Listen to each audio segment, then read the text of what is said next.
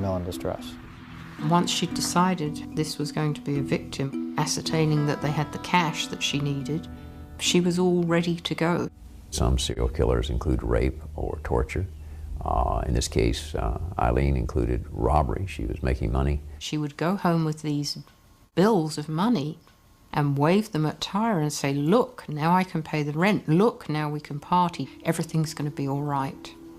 I was afraid of her after a while, that if I tried to leave, that she would, you know, do something. The string of murders baffled the police. At first, they weren't even certain they were dealing with one killer.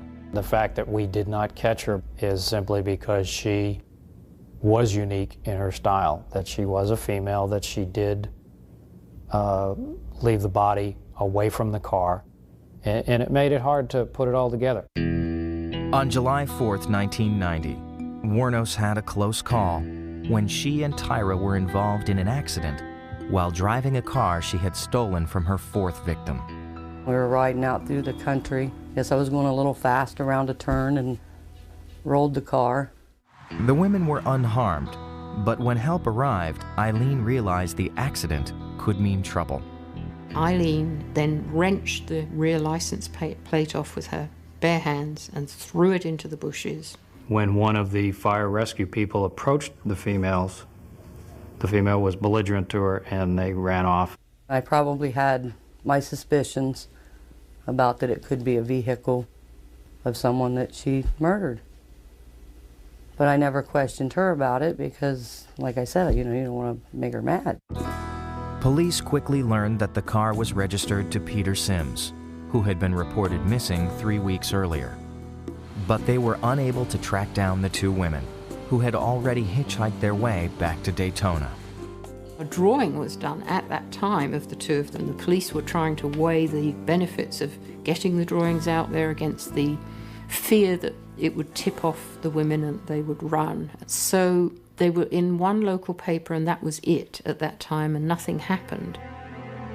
Over the next 5 months, Wuornos would kill another 3 men.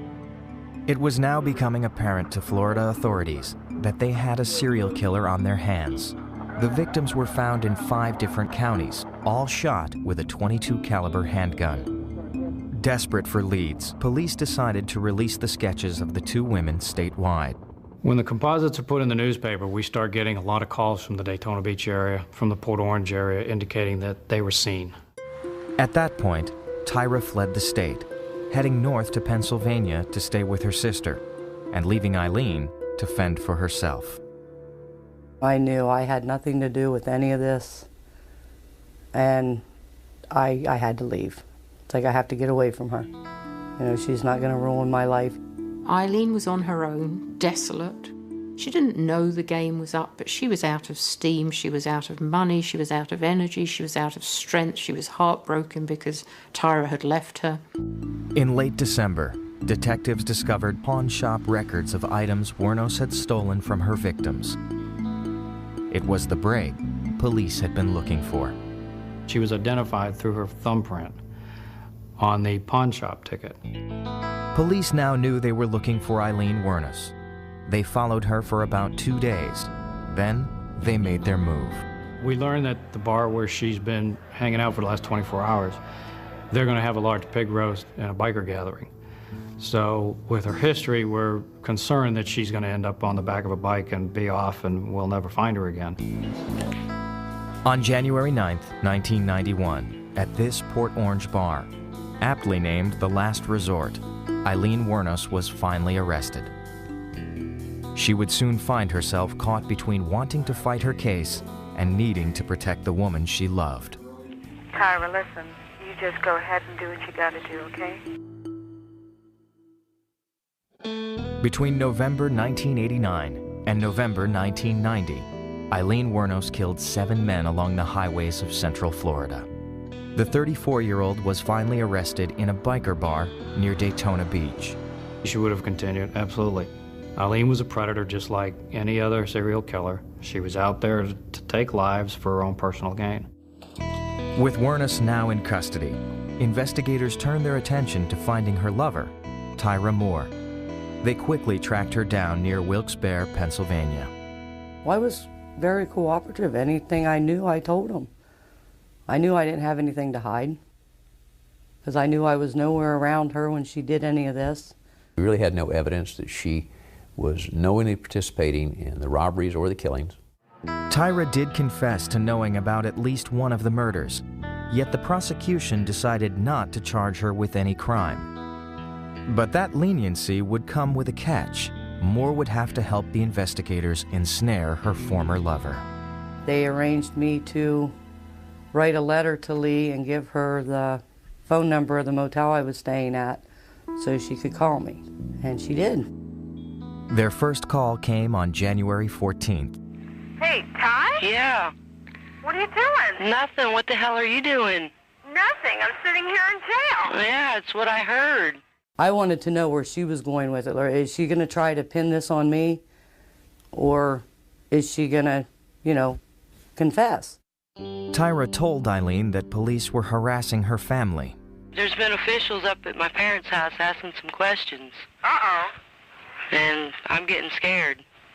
I think what happened, there was pictures in the newspaper. Mm-hmm. And it was a case of mistaken identity. As the calls continued, Tyra became more insistent that the police were after her and her family. Wuornos began to suspect she was being tricked. Listen, I gotta ask you something. Is there anybody in that room? No, just me. What? What? Is there anybody in your room? No.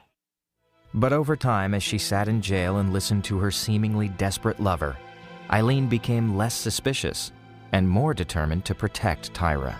I don't know whether I should keep on living or if I should... No, Ty, listen. What? You go ahead and let them know what you need to know if you want to know or anything. You're innocent. Listen, if I have to confess, I will. On January 16th, 1991, Aileen took matters into her own hands. The reason I'm confessing is there's not a room for help. There is room for help. For more than 3 hours, Aileen sat in a jailhouse confession room talking to investigators, smoking, laughing, crying, spilling her story to protect her lover. It was a rambling, obviously spontaneous, sometimes somewhat disconnected dissertation. I'm telling you from the bottom of my heart, I'm telling you the truth about everything. I mean, I can't be any truthful. Throughout, Wuornos blatantly disregarded the advice of the public defender assigned to represent her. I told you, I don't care if you're here or not, I just want to let them understand that Tyra is very innocent. I don't want an innocent person hurt. Wuornos admitted to killing 7 men, though she claimed to have done so in self-defense. They got violent with me and I decided to defend myself.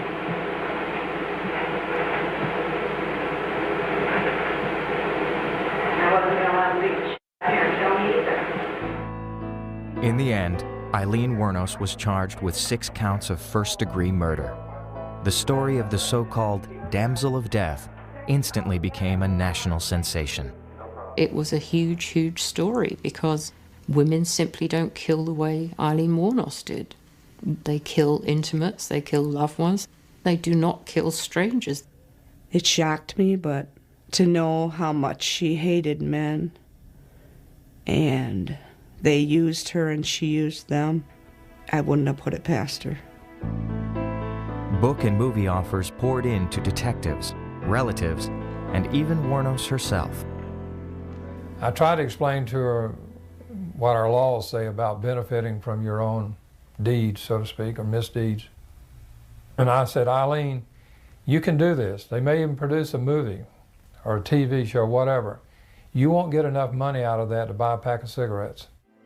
In one of the strangest twists in an already strange case, Wuornos caught the attention of a 44-year-old born-again Christian from Ocala, Florida, named Arlene Pralley.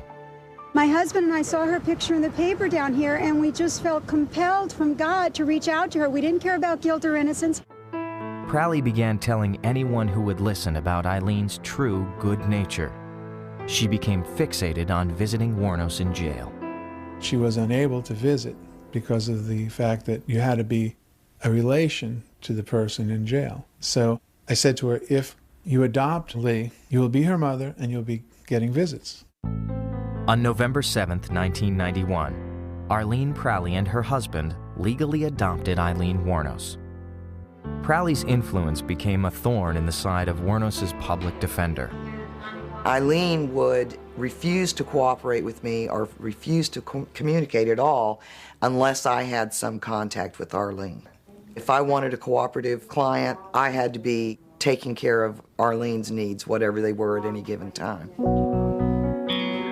On January 15, 1992, a year after her arrest, 35-year-old Aileen Wuornos went on trial in Volusia County, Florida, for the murder of Richard Mallory.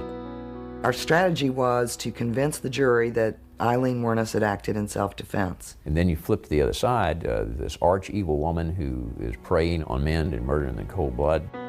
The evidence against Wuornos was overwhelming, but for the defendant herself, the most painful moment came when her former lover, Tyra Moore, took the stand to testify against her.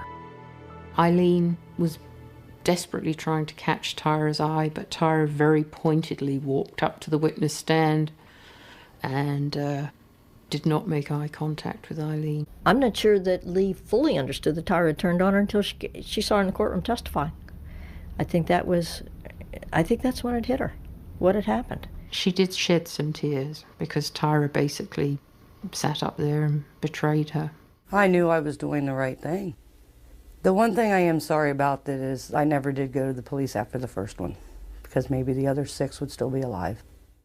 When it came time for the defense to make its case, Aileen proved to be her own worst enemy. I'm scared of my life in Volusia County Jail, and I'm tired of them trying to kill me there.